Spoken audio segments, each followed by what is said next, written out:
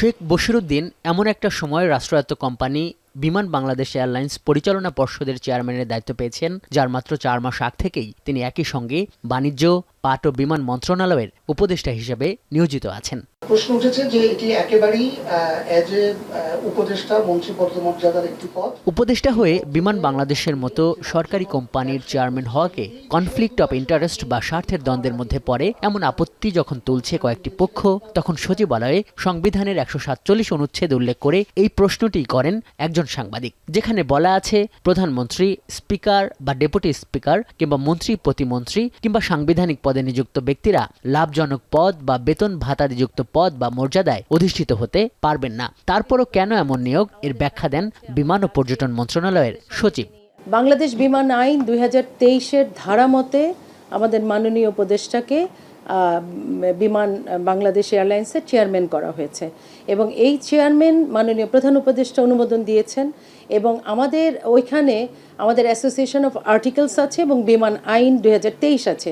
এই ২৩ অনুযায়ী কতজন সরকারি কর্মকর্তা থাকতে পারবে, কতজন বেসরকারি আসবে, সেটা একেবারেই প্রতিপালন করে এই আদেশ হয়েছে।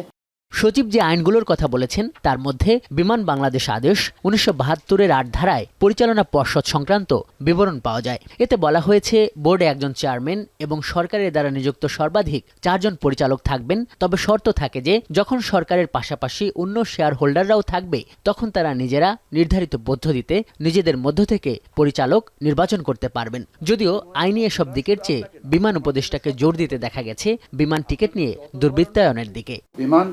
100% owned, 100% owned by the Ministry of Civil Aviation. এখানকার সেক্রেটারিও চেয়ারম্যান, সো তাহলে ওটাও কি কনফ্লিক্ট অফ ইন্টারেস্ট হয়?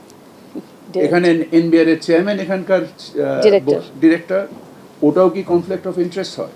যে পরিমাণ দুর্বৃত্তায়ন আছে এখানে, যে পরিমাণ দুর্বৃত্তায়ন আছে, আমরা যে পরিপত্রটা ইস্যু করেছি যে টিকিটে মূল্য লিখতে হবে, এবং আমি দেখছি যে বিভিন্ন রকমের সোশ্যাল মিডিয়াতে যে ধরনের কার্যক্রম তুলে ধরা হচ্ছে, যেমন আপনি আপনার উপস্থাপনায় বলেছেন যে আকিজ এয়ার আমার প্রতিষ্ঠান, আমি পরিবারের প্রতিষ্ঠান। আমি যখন আকিজ গ্রুপে ছিলাম তখন এই প্রতিষ্ঠান তৈরি করা।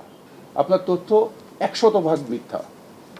এক নাম্বার, আকিজ এয়ারের যিনি মালিক, ওনার সাথে আমার গত ৬ বছরের মধ্যে কথা হয়নি, দেখাও হয়নি। আমার প্রতিষ্ঠানটার নামও আপনি জানেন না। আমার একটা এভিয়েশন প্রতিষ্ঠান আছে, আপনি জানেন? আমি জানি না। তাহলে আপনি কেন প্রতিবেদন তৈরি করলেন? আমি যেটা জানি না সেটা তো আজকে আমরা স্যার পর্যটনের আমরা পর্যটনের ভিতরেই থাকি। আমার প্রতিষ্ঠানের নামটা সবার সামনে দিয়ে দিচ্ছি। প্রতিবেদন করার সময় ওই প্রতিষ্ঠান ধরে করবেন। এটা নাম, এটা আমি অ্যালাউ মি টু ফিনিশ। এটা নাম হচ্ছে আকিজ বশির এভিয়েশন। এটা কেন বলছেন না আপনারা যে গরিব মানুষগুলো যে চুষে খাচ্ছে কয়টা লোক, কত হাজার কোটি টাকা দেশ থেকে পাচার হয়ে যাচ্ছে, এটার ব্যাপারে আপনাদের কোনো অনুসন্ধান নাই কেন?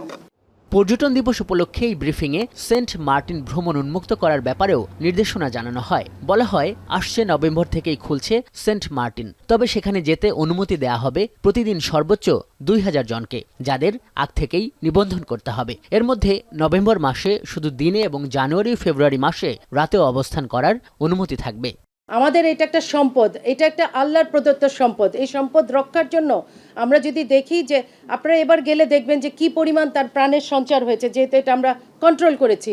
তো আমাদের পর্যটকদের জন্য একটা আচরণ বিধি তৈরি করা হয়েছে। আমরা যখন দেখব যে সকলে তার আচরণ মানছে, প্লাস্টিক ইউজ করছে না, আমাদের জীবাশ্মগুলি নষ্ট হচ্ছে না, তখন আমরা ধাপে ধাপে হয়তো বাড়ানোর পরিকল্পনা সরকার করবে।